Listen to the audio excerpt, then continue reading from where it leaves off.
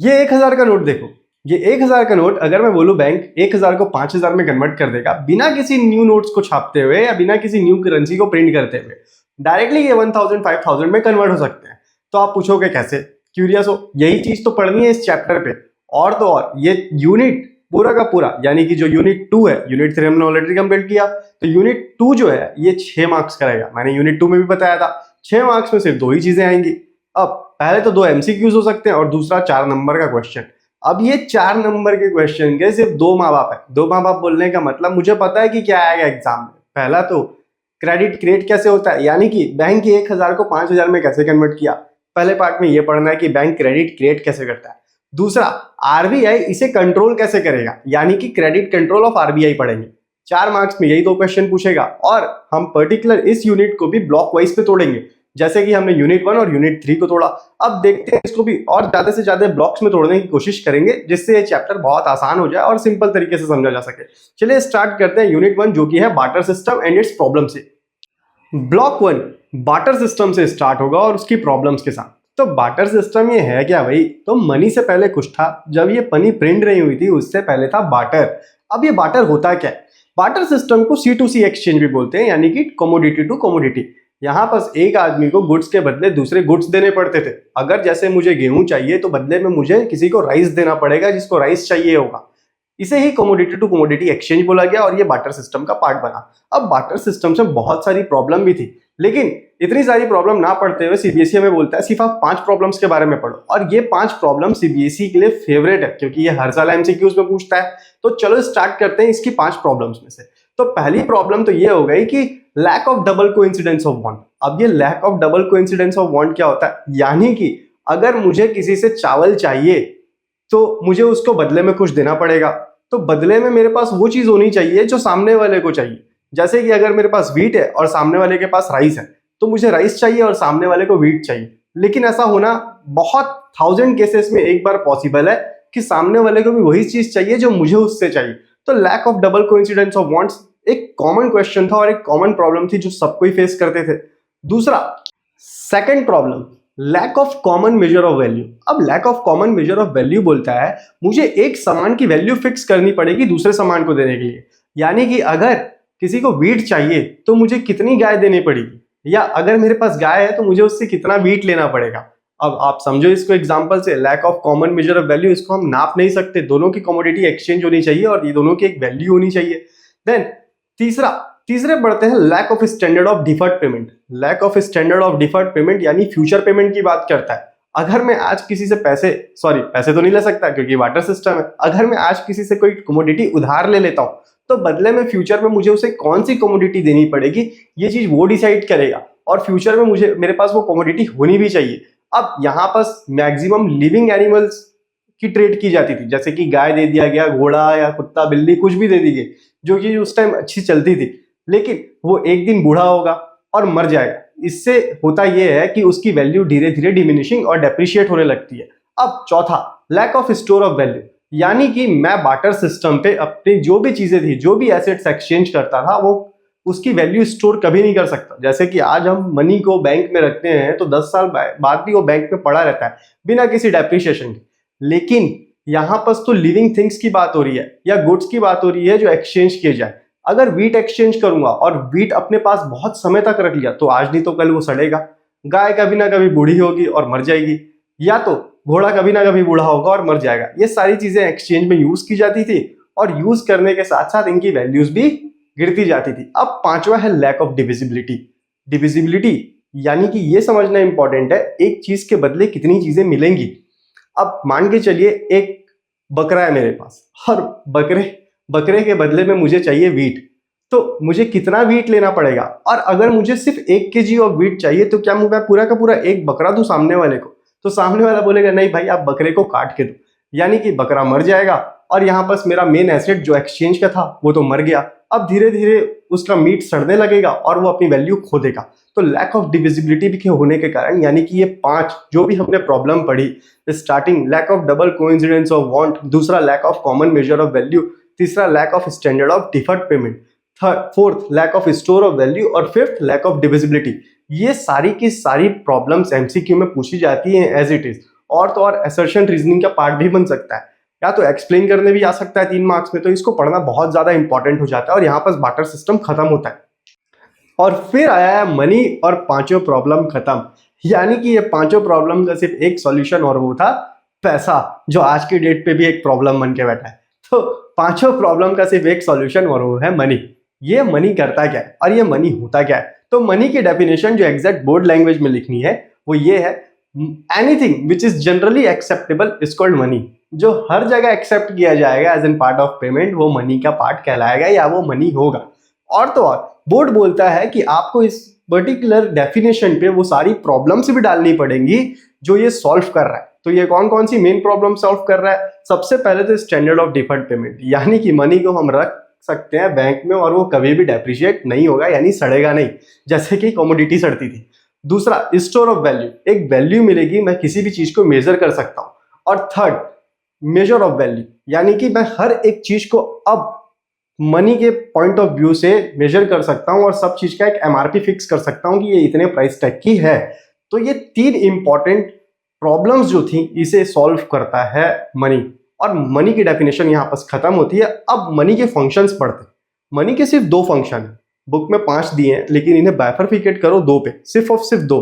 अगर एग्जाम भी पूछे कितने टाइप के फंक्शन है तो 2, प्राइमरी और सेकेंडरी।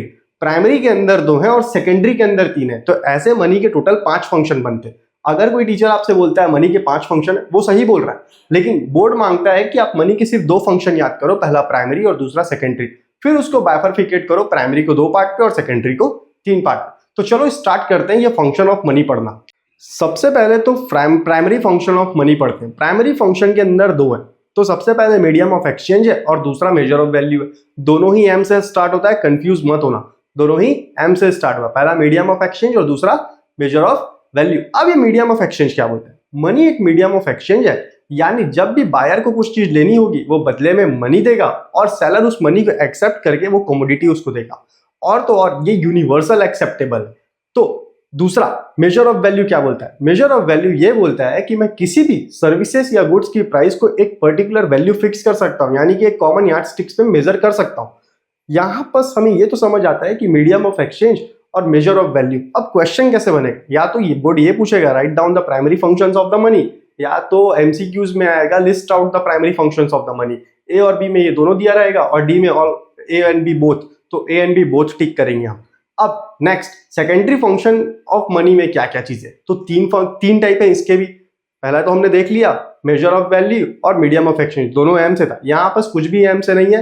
सबसे पहले तो स्टैंडर्ड ऑफ डिफर्ड पेमेंट, यानी कि मनी को अब हम फ्यूचर पे पेमेंट करने के लिए यूज कर सकते हैं। अगर कोई लोन लिया गया है तो फ्यूचर में उसे मनी से ही पे बैक किया जाएगा।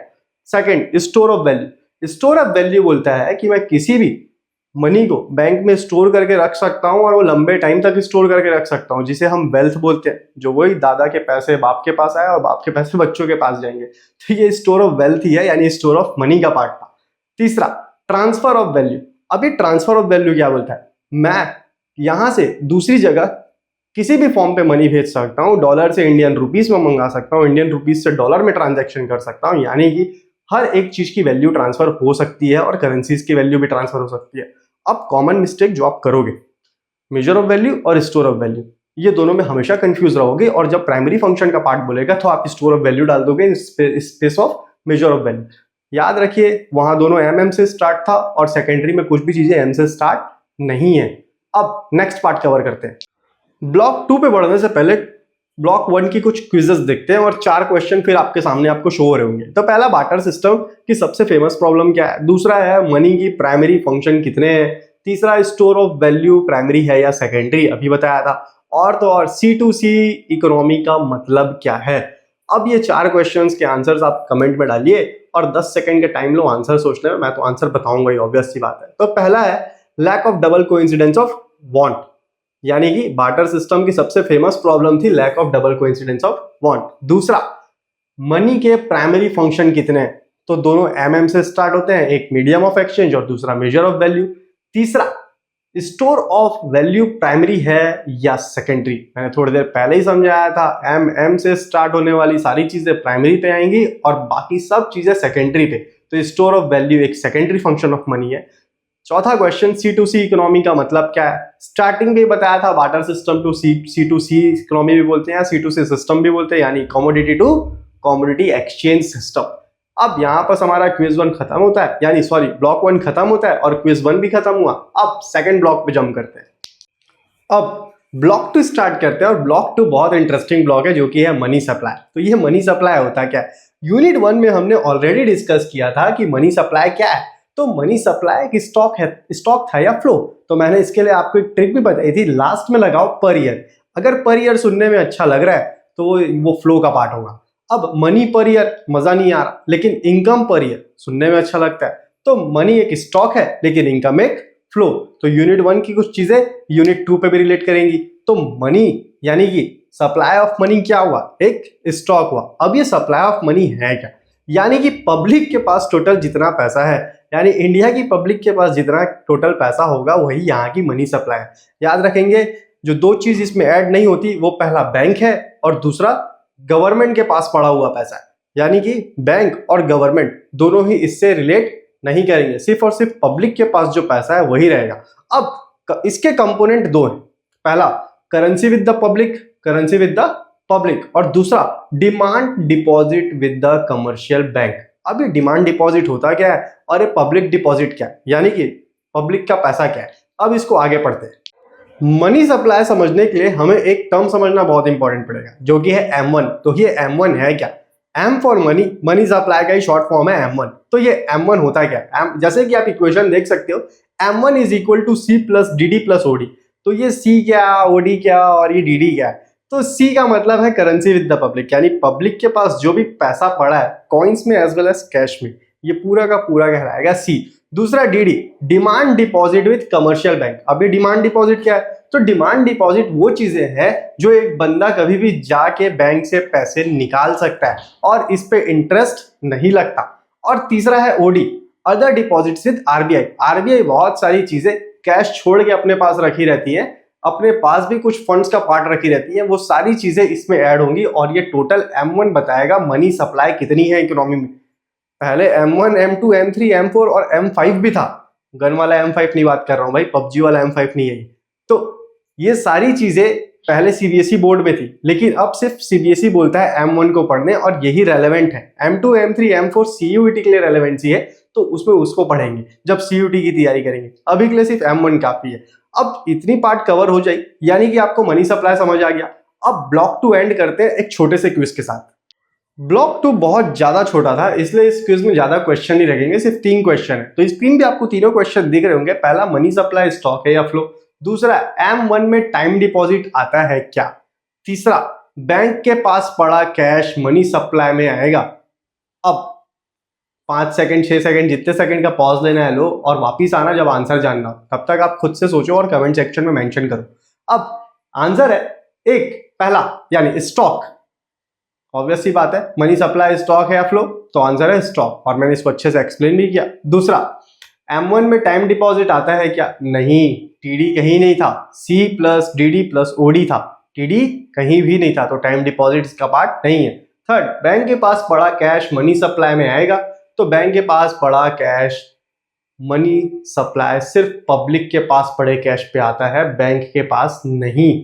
और तो और गवर्नमेंट के पास जो कैश होगा वो भी मनी सप्लाई का पार्ट होगा, लेकिन उसके छोड़ जो पैसे होंगे वो मनी सप्लाई के पार्ट नहीं होंगे। और याद रखना एक और चीज, एंड में बता रहा हूं, M1 जो है वो इजिली कन्वर्टेबल टू कैश है, यानी सबसे highly liquidated form of money होती है पूरे के पूरे इकोनॉमी में। अगर तुरंत पैसा चाहिए तो M1 यूज करके गवर्नमेंट पैसा उठाती है। अब ब्लॉक 3 स्टार्ट करते हैं। अब ब्लॉक 3, क्रेडिट क्रिएशन आ गया। पहला माँ बाप जो आपको स्टार्टिंग में बताया था, इस चैप्टर के 2 माँ बाप है, पहला क्रेडिट क्रिएशन और दूसरा क्रेडिट कंट्रोल। तो क्रेडिट क्रिएशन बैंक करेगा, इतना तो क्लियर था, और यहां से डायरेक्टली 4 मार्क्स का क्वेश्चन उठेगा। अब इस क्रेडिट क्रिएशन में होता क्या है और बैंक कैसे क्रेडिट क्रिएट करता है ये देखते हैं। तो कमर्शियल बैंक हेल्प करते हैं क्रेडिट क्रिएट करने में। याद रखेंगे कमर्शियल बैंक कौन सी बैंक होती है? जहां पर हमारा नॉर्मल पब्लिक का अकाउंट होता है। RBI इसका हेड ऑफ द बैंक है, यानी कमर्शियल बैंक के ऊपर भी RBI रहेगा, यानी सेंट्रल बैंक रहेगा। ओके, अब कमर्शियल बैंक के एग्जांपल्स क्या क्या हो सकते हैं? State bank of India, HDFC, axis, ये सारे के सारे कमर्शियल बैंक के टाइप्स है और कमर्शियल बैंक के पार्ट भी है। यहाँ पर नॉर्मल आदमी जाके अपना अकाउंट ओपन करवा सकता है। अब क्रेडिट क्रिएशन पढ़ने के लिए हमें 2 एजम्पशंस लेने पड़ेंगे और CBSE डायरेक्टली यही पूछता है कि what are the 2 assumptions credit creation के। ऐसे तो पूछेगा, लेकिन ये भी बोल सकता है कि right the process of the credit creation. इसमें भी आपको स्टार्टिंग पे ही वो एजम्पशन लिखना पड़ेगा और ये एजम्पशन लिखना बहुत ज्यादा इंपॉर्टेंट हो जाता है। तो चलिए पढ़ते हैं कि क्रेडिट क्रिएशन होता कैसे इकोनॉमी में और वो 1000 5000 कैसे एक्चुअल में कन्वर्ट हुआ। CBSE जो पहला एजम्पशन बोलता है और वो ये है कि पूरा का पूरा सिस्टम एक साथ पैसे नहीं निकालेगा। यानी कि जितने भी नॉर्मल लोग होते हैं, रेजिडेंट जिनके अकाउंट बैंक में होते हैं, वो एक दिन जाके सारा पैसा नहीं निकालेंगे। पूरे के पूरे इकोनॉमी के लोग, यानी एक उस बैंक के जितने भी कस्टमर होंगे, वो एक दिन जाके सारा का सारा पैसा नहीं निकालेंगे।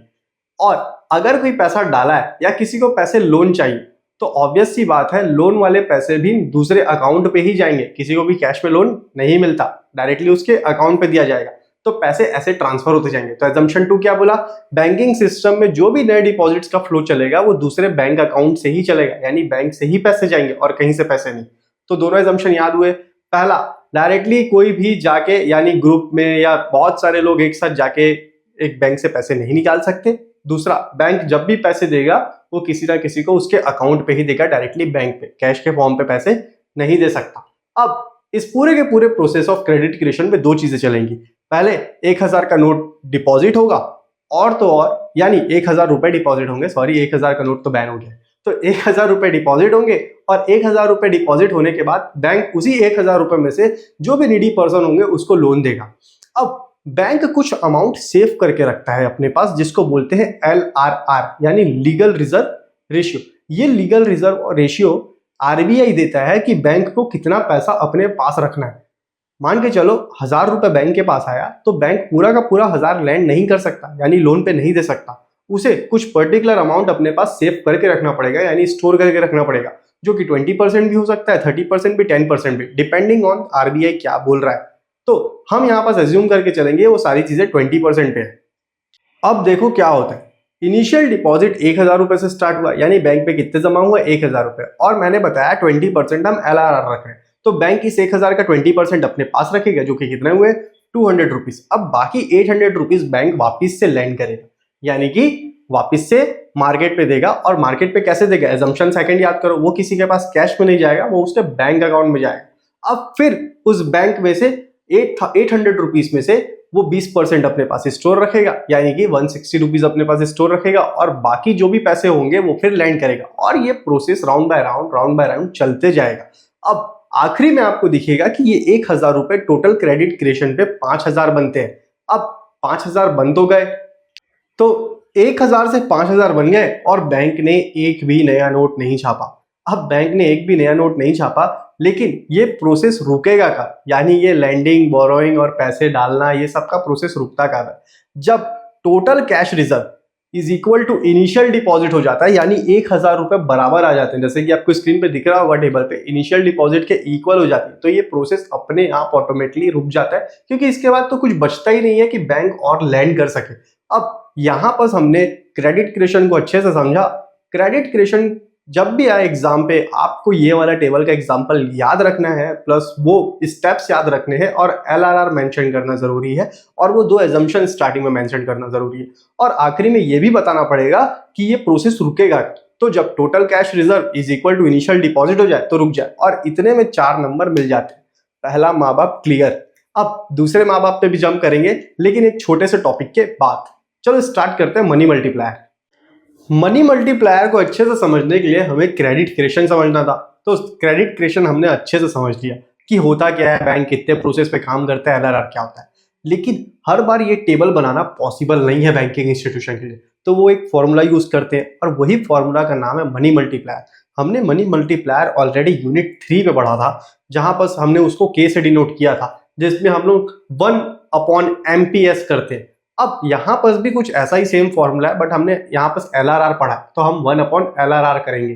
तो LRR वहां पर 20% था, यानी 0.20 लिया जाएगा, यानी 1/0.20 इज इक्वल टू 5 आता है। और इनिशियल डिपॉजिट कितना था? 1000। 1000 इंटू 5 करेंगे तो 5000 का हमारा टोटल दिख जाएगा कि 1000 कितने में कन्वर्ट हुआ?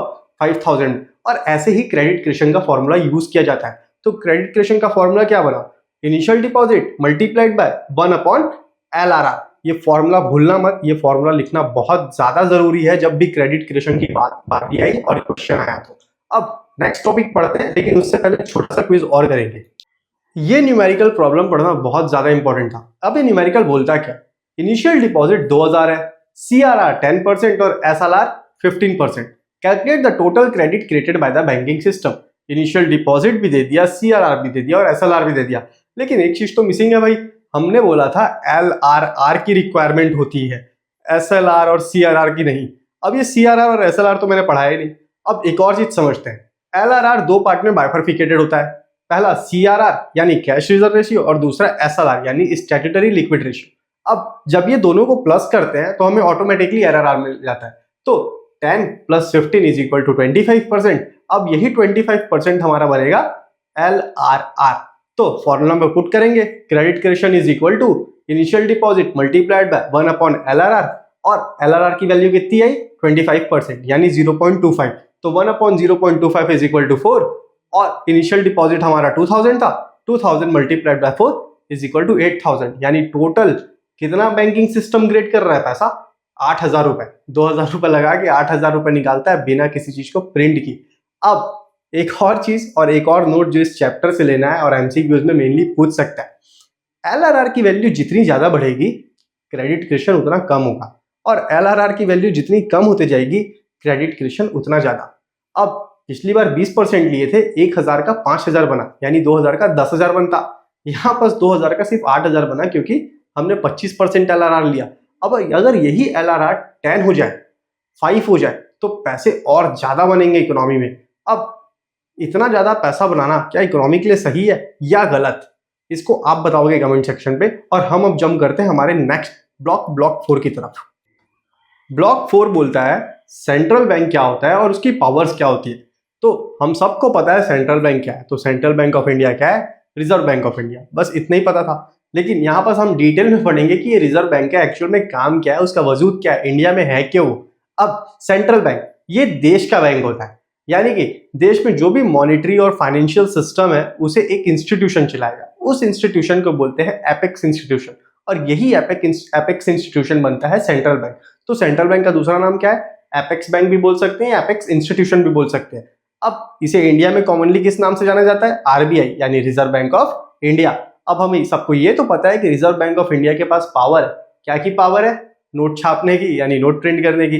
तो ऐसे ही टोटल 6 फंक्शंस है रिजर्व बैंक ऑफ इंडिया के। तो रिजर्व बैंक ऑफ इंडिया के 6 फंक्शंस हमें पढ़ने बहुत ज्यादा इंपॉर्टेंट है क्योंकि डायरेक्टली एग्जाम में पूछ सकता है। या तो 6 पॉइंट्स है, 6 मार्क्स में भी पूछ सकता है। मैंने बताया था इस चैप्टर से 6 मार्क्स का क्वेश्चन आता है, एक तो 4 का हो गया और दो MCQ। अगर CBSE चाहे तो ये पूरे के पूरे दोनों टाइप के क्वेश्चंस को हटाएगा और 6 मार्क्स का एक क्वेश्चन ऐड कर सकता है और जो कि ये हो सकता है। तो सेंट्रल बैंक के बारे में तो पढ़ लिए, अब सेंट्रल बैंक के फंक्शंस देखते हैं जो कि पूरे के पूरे 6। पहला है इशूअर ऑफ करेंसी या बैंक ऑफ इशू भी बोला जाता है, यानी इस पर्टिकुलर बैंक के पास नोट छापने की पावर है। यानी पावर कौन दिया, गवर्नमेंट दी है, ऑब्वियस सी बात है, तो RBI ही नोट छापेगा हमारे यहाँ। लेकिन याद रखिए जब भी बैंक आंसर लिखेंगे एग्जाम में तो RBI डिनोट करके सेंट्रल बैंक को सिर्फ स्टार्टिंग में समझाएंगे, बाकी हर जगह सेंट्रल बैंक ही लिखना, RBI मत लिखना, क्योंकि ये आपको पढ़ाने के मोटिव से RBI के बारे में नहीं पढ़ रहे, हम सेंट्रल बैंक के बारे में पढ़ रहे हैं, इसी के लिए हर जगह आप सेंट्रल बैंक ही मेंशन करोगे। अब सेंट्रल बैंक के पास पावर होती है नोट छापने की, और कमर्शियल बैंक यानी जिसका हमारा जहां अकाउंट है उसके पास तो ये पावर है नहीं, इसी के लिए वो नॉर्मल तरीके से क्रेडिट करता है। और तो और जो भी नोट्स RBI छापता है वो लीगल टेंडर मनी होता है। याद है मोदी जी आके क्या बोले थे, बिजनेस स्टडीज में बताया था डिमोनेटाइजेशन टॉपिक पे, this 5000 and 1000 notes will be no legal tender from tomorrow morning या from midnight 12 AM, ऐसे करके मोदी जी ने बोला था और ये बता दिया था कि ये लीगल टेंडर नहीं है। लीगल टेंडर होना मतलब एक अथॉरिटी मिलना गवर्नमेंट की कि ये नोट्स वैलिड हैं और इंडिया में चल सकते हैं। तो RBI ही बताता है कि नोट्स वैलिड है या नहीं। तो लीगल टेंडर इशू करने की पावर किसकी है, RBI की। दूसरा main function bankers to the government. Normal आदमी का अकाउंट होता है भाई कमर्शियल बैंक में, लेकिन गवर्नमेंट का अकाउंट होता है RBI में। अगर गवर्नमेंट को ट्रेड करना है US के साथ, चाइना के साथ, तो वो SBI को पैसे ट्रांसफर करने नहीं बोलेगा, वो किसको बोलता है, RBI को पैसे ट्रांसफर करने बोलता है। तीसरा बैंकर्स बैंक एंड सुपरवाइजर्स। तीसरा भी बहुत ज्यादा इंपॉर्टेंट था, कमर्शियल बैंक को जवाब देना पड़ता है आरबीआई को, यानी कि सेंट्रल बैंक को। इसी के लिए इसे बैंकर्स बैंक भी बोला जाता है। और तो और जब हमारा कमर्शियल बैंक पैसों की मदद मांगेगा तो किससे मांगेगा? आरबीआई से। इसलिए भी बोलता जाता है कि वो सुपरवाइजरी बैंक है। और तो और सारे बैंक को रेगुलेट करने की गाइडलाइंस कौन देगा? ऑब्वियस सी बात है, वही सेंट्रल बैंक देगा। तभी तो ये कमर्शियल बैंक अच्छे से काम करेगी, वरना कमर्शियल बैंक चाहे तो लोगों का पैसा ले और भाग जाए। लेकिन आरबीआई इस चीज को मैनेज करता है और ये देखता है कि ये पैसे लेके ना भागे, ऐसे गाइडलाइंस इशू किया हुआ है और इनके बहुत सारे एसेट्स ऑक्यूपाई करके भी रखा हुआ है। अगर ये भागना भी चाहे तो नहीं भाग सकते। अब अगला फंक्शन पढ़ते हैं। फोर्थ फंक्शन बहुत ज्यादा इंपॉर्टेंट है क्योंकि ये सीबीएसई का एक रिपीटेटिव क्वेश्चन है। लेंडर ऑफ लास्ट रिजॉर्ट होता क्या है? तो ये lender of last resort commercial bank को पैसे चाहिए होते हैं जब भी, तो वो किसके पास जाते हैं? आरबीआई के पास, यानी सेंट्रल बैंक के पास। और सेंट्रल बैंक आखिरी में मदद करता है, इसलिए इसे लेंडर ऑफ लास्ट रिजॉर्ट बोला गया। आखिरी में जब कहीं से पैसे नहीं आएंगे तो आरबीआई बैठा है आपको पैसे देने के लिए, तो लेंडर ऑफ लास्ट रिजॉर्ट। लेकिन पैसे देगा तो बदले में कुछ इंटरेस्ट लेगा, या ये इंटरेस्ट चीजें हम आखिरी में देखेंगे। और ये आखिरी पार्ट याद है, वो दूसरा माँ बाप वहीं पर आएगा। अब पांचवा पॉइंट बोलता है कंट्रोलर ऑफ क्रेडिट। ये उतना इंपॉर्टेंट नहीं है, लेकिन ये मान लो कि जितने भी क्रेडिट क्रिएशन होंगी, यानी मार्केट में जो भी पैसे जाएंगे, वो आरबीआई ही हैंडल करेगा। और इसे ही हमें डिटेल में पढ़ना है क्योंकि अगला माँ बाप कंट्रोलर ऑफ क्रेडिट ही है, क्योंकि मैंने बताया था क्रेडिट कंट्रोलर पढ़ेंगे। लेकिन अब ये इतना डिटेल पे है, इसी के लिए इसको फंक्शन पे डाल भी सकते हैं और नहीं भी। छठवां पॉइंट बोलता है कस्टोडियन ऑफ फॉरेन एक्सचेंज। अभी कस्टोडियन ऑफ फॉरेन एक्सचेंज क्या है? आरबीआई फॉरेक्स रिजर्व को मेंटेन करेगा इंडिया में और यही बताएगा कि डॉलर और इंडियन रुपीस में क्या क्या चेंजेस आ रहे हैं। यानी कि अभी आप रिसेंट में देख रहे होंगे कि $1 is equal to 95 Indian rupees हो चुका है। हार्डली लास्ट मंथ टच किया था 96 पे, और उसके बाद मोदी जी ने बोला था सोना खरीदना बंद कर दो। तो ये इकोनॉमिक्स का खेल है, हम धीरे धीरे समझेंगे जब इकोनॉमिक्स पढ़ते जाएंगे धीरे धीरे। और तो याद रखेंगे, फॉरेक्स रिजर्व कौन मैनेज करता है? सेंट्रल बैंक यानी आरबीआई मैनेज करेगा। और तो और यहाँ पर 6 फंक्शन खत्म होते हैं। अब फंक्शन खत्म होने के बाद एक छोटी सी इंपॉर्टेंट चीज और समझाता हूँ। अब वो छोटी सी चीज ये है, अगर सीबीएसई आपसे 4 नंबर पे भी पूछता है what are the functions of the central bank, तो आपको पूरे के पूरे 6 पॉइंट लिखने हैं। ऐसा मत सोचना कि 4 लिख के छोड़ दो और काम बन जाएगा। लिखने पड़ेंगे तो पूरे के पूरे 6, क्योंकि चेकर देखेगा और नंबर डिस्ट्रीब्यूट करेगा अकॉर्डिंग टू दैट। तो 6 लिखो और पूरे के पूरे 4 नंबर उठाओ। ज्यादा होशियारी करके सिर्फ 4 लिखोगे एक मार्क्स का है बोल के, और क्या पता लास्ट में चेकर खुश ना हो और नंबर काट दिया, क्या पता 3.5 दे दे 4 के बजाय। हो गया 100 आउट ऑफ 100 लाने का टारगेट तो फिर पूरा। अब नेक्स्ट ब्लॉक 5 पे जंप करते हैं, जो कि है क्रेडिट कंट्रोल। और ये बहुत ज्यादा इंपॉर्टेंट होने वाला है और ये लास्ट ब्लॉक होगा, और उसके बाद फिर हम रैपिड फायर क्वेश्चंस देखेंगे हमेशा की तरह। तो चलिए स्टार्ट करते हैं ब्लॉक 5, दूसरे माँ बाप यानी कि क्रेडिट कंट्रोल। और ये क्रेडिट कंट्रोल जो आरबीआई करेगा, यानी कि सेंट्रल बैंक करेगा। अब मैं आरबीआई नहीं बोलूंगा तो sorry, but central bank real term. तो सेंट्रल बैंक के पास इंस्ट्रूमेंट है। अब वो 2 इंस्ट्रूमेंट कौन कौन से हैं क्रेडिट कंट्रोल करने के? तो पहला है क्वांटिटेटिव और दूसरा है क्वालिटेटिव। याद रखेंगे तो कौन कौन से, पहला क्वांटिटेटिव और दूसरा क्वालिटेटिव। क्वांटिटी ज्यादा है, क्वालिटी कम। मतलब क्वांटिटी में नंबर ऑफ इंस्ट्रूमेंट्स ज्यादा है और क्वालिटी में नंबर ऑफ इंस्ट्रूमेंट्स कम। तो टोटल है कितने? तो टोटल 9 है। क्वांटिटेटिव में 5, क्वालिटेटिव में 4। अब ये पांचों को अच्छे से पढ़ेंगे और समझेंगे ये क्वांटिटेटिव क्या है। तो पहला, जिसको बोलते हैं बैंक रेट, वो रेट जिसपे सेंट्रल बैंक कमर्शियल बैंक को पैसे देता है। याद है वो लेंडर ऑफ लास्ट रिजॉर्ट वाला मैं बोला था कि पैसे देगा, तो जो कुछ रेट लेता है वो रहता है बैंक रेट। इतना क्लियर? बैंक रेट क्या है? सेंट्रल बैंक जब कमर्शियल बैंक को पैसे देगा तो उसके बदले कुछ पैसे लेगा, यानी इंटरेस्ट लेगा, और वही रेट कहलाएगा बैंक रेट। दूसरा है रेपो रेट, वो रेट जिसपे सेंट्रल बैंक कमर्शियल बैंक को शॉर्ट टर्म पे लोन देता है। एकदम बहुत 1-2 दिन के लिए चाहिए, 10 दिन के लिए चाहिए, 30 दिन के लिए चाहिए, सब शॉर्ट पीरियड ऑफ लोन कहलाते हैं। तो जब भी RBI short period of time के लिए लोन देगा तो वो रेपो रेट कहलाएगा। अब रिवर्स रेपो रेट भी एक होता है। रिवर्स रेपो रेट का जस्ट उल्टा, वहां पास आरबीआई पैसे दे रहा था कमर्शियल बैंक को, अब यहाँ कमर्शियल बैंक शॉर्ट पीरियड के लिए लोन देगा किसको? आरबीआई को, और बदले में कुछ रेट मांगेगा और वो कहलाएगा रिवर्स रेपो रेट। तो अभी इतना क्लियर? बैंक रेट पे क्या होता है? लेंडर ऑफ लास्ट रिजॉर्ट पे कमर्शियल बैंक पैसे देगा, सॉरी सेंट्रल बैंक पैसे देगा कमर्शियल बैंक को। रेपो रेट पे शॉर्ट टर्म के लिए पैसे देगा सेंट्रल बैंक कमर्शियल बैंक को। रिवर्स रेपो रेट पे शॉर्ट टर्म के लिए कमर्शियल बैंक पैसे देगा सेंट्रल बैंक को, यानी आरबीआई को। ओके, अब चौथा, open market operations, open market operations में सेंट्रल बैंक जो है वो सिक्योरिटीज सेल करती है। अब सिक्योरिटीज सेल करने का मतलब यानी ओपन मार्केट में जो भी हमारे पास सिक्योरिटीज रहेंगी, यानी सेंट्रल बैंक के पास सिक्योरिटीज होल्ड पे रहेंगी, जिसको नीलामी भी बोल सकते हैं हम लोग एक तरीके से, उसका सेल आउट हो जाता है। और कमर्शियल बैंक चाहे खरीदना तो खरीद भी सकती है, और कमर्शियल बैंक चाहे कि होल्ड करके रखा जाए तो होल्ड भी करवा सकती है। लास्ट है लीगल रिजर्व रेशियो, इसे हमने क्रेडिट क्वेश्चन में ऑलरेडी पढ़ा है।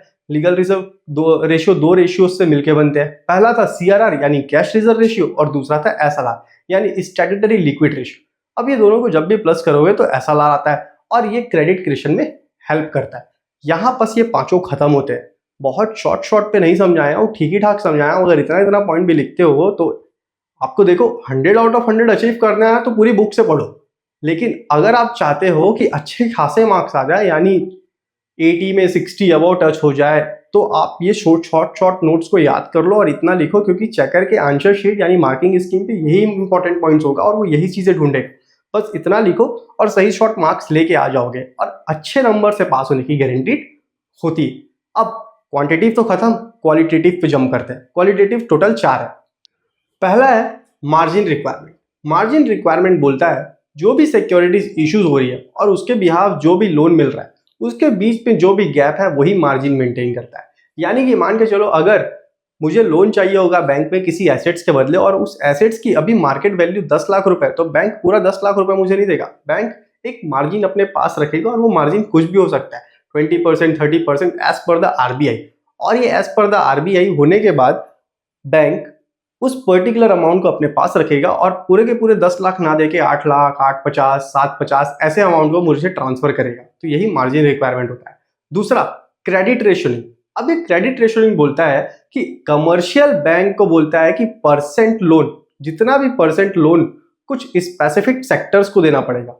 अब ये कितना परसेंट ऑफ लोन होता है, तो ये निर्मला सीतारमण जी जो भी फाइनेंस मिनिस्टर होंगे आरबीआई के गवर्नर के साथ बैठ के डिसाइड करते हैं कि पर्टिकुलर इस इंडस्ट्री को इस टाइम इतना लोन मिलना चाहिए। जैसे कि आप हर साल सुनते होंगे कि फार्मर्स का कर्जा माफ करेंगे, फार्मर्स के लिए सब्सिडी लेके आएंगे, तो ये उनके स्पेसिफिक गोल्स को फुलफिल करता है। यानी क्रेडिट रेशनिंग करा जाता है, यानी स्पेसिफिक सेक्टर्स के लिए पैसे अलग से निकाले जाते हैं, और वो भी कौन करेगा? आरबीआई करेगा।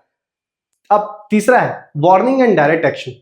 अगर कोई कमर्शियल बैंक ज्यादा बात करे, यानी आरबीआई को बोले तू जा भाड़ में, मुझे तेरे से कोई लेना देना है ही नहीं, मैं नहीं मानता तू कौन है, तेरे एग्जिस्टेंस पे सवाल उठाता हूं, तो आरबीआई बोलेगा एक काम कर, तू अपना शटर गिरा और बैंक बंद करके जा। यानी आरबीआई के पास डायरेक्टली एक पावर है जिससे वो कमर्शियल बैंक को वार्निंग दे सकता है और शट डाउन करने में मजबूर कर सकता है, अगर वो एक बैंकिंग रेगुलेशन एक्ट के खिलाफ जाके कुछ काम करता है तो, और आरबीआई की बात या आरबीआई के गाइडलाइंस फॉलो नहीं करता। अब चौथा है मॉरल सुएशन।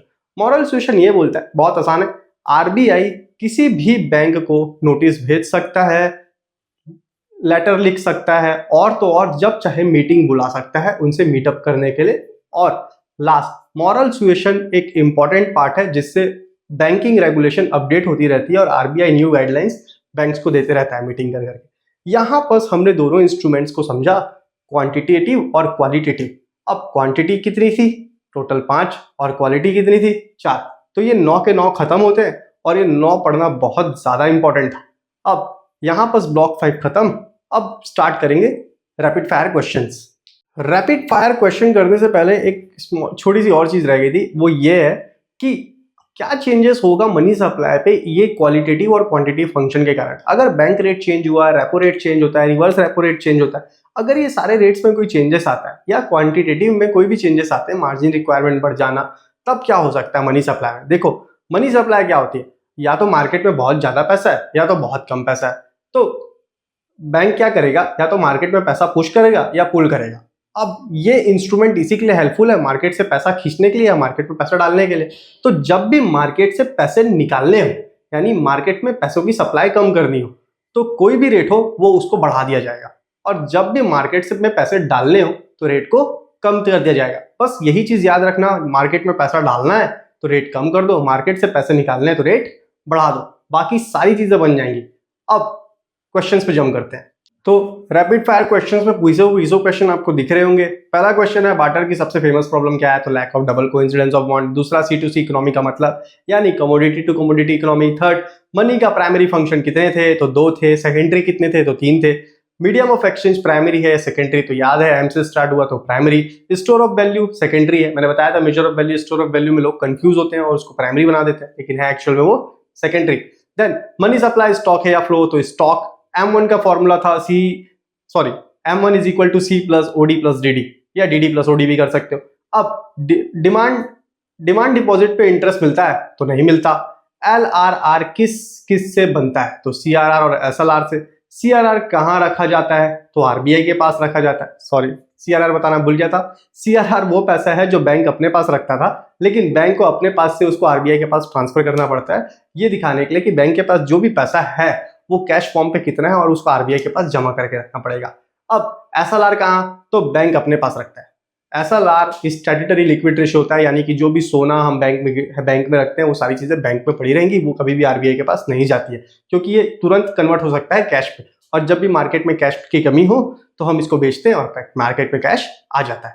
अब मनी मल्टीप्लायर का formula 1 divided by LRR। LRR 20% है, तो मनी मल्टीप्लायर कितना होगा 5, यानी कि 1 divided by 0.25।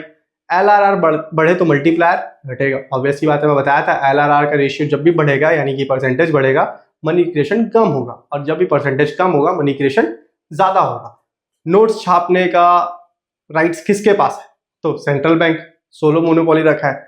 Lender of last resort कौन है, तो again central bank. Repo rate में RBI देता है या लेता है, तो रेपो रेट में RBI देता है, रिवर्स रेपो रेट में वो लेता है। रिवर्स रेपो रेट मिलेगा। मॉरल सुएशन क्वांटिटेटिव है या क्वालिटेटिव, तो ऑब्वियस सी बात है क्वालिटेटिव है। अब यहाँ पर ये चैप्टर खत्म होता है, ये पर्टिकुलर यूनिट खत्म होता है, और नेक्स्ट यूनिट 4 और 5 मिक्स करके बनाएंगे, क्योंकि बैलेंस ऑफ पेमेंट और गवर्नमेंट बजट एक दूसरे से लिंक है। और वो वीडियो भी लेंदी नहीं होगा, शॉर्ट में ट्राई करूंगा समझाने का, और to the relevant to the CBSE रहेगा, जो कि 2027 में एग्जाम में पूछ सकते हैं। मेरे साथ रहिए, क्वेश्चंस करते जाइए, और ये क्वेश्चंस जितने भी हम 20 क्वेश्चन अभी देखें, अगर इसमें 15-16 अबव आता है तो बहुत बढ़िया, अगर नहीं आता तो 1.25x में जाके वीडियो फिर से रिपीट देखो, बन जाएगा यार, बहुत कम टाइम का वीडियो बन रहा है। तो चलो स्टार्ट करेंगे नेक्स्ट यूनिट 4 और 5 को एक साथ पढ़ने का। अब थैंक यू एवरीवन, आज का होता है खत्म। अब जाओ इसको एक बार रिवाइज कर लो, और धीरे से मैं आपको नोट्स भी दूंगा और एक पूरी की पूरी बुकलेट भी डालूंगा। Thank you everyone for watching this video.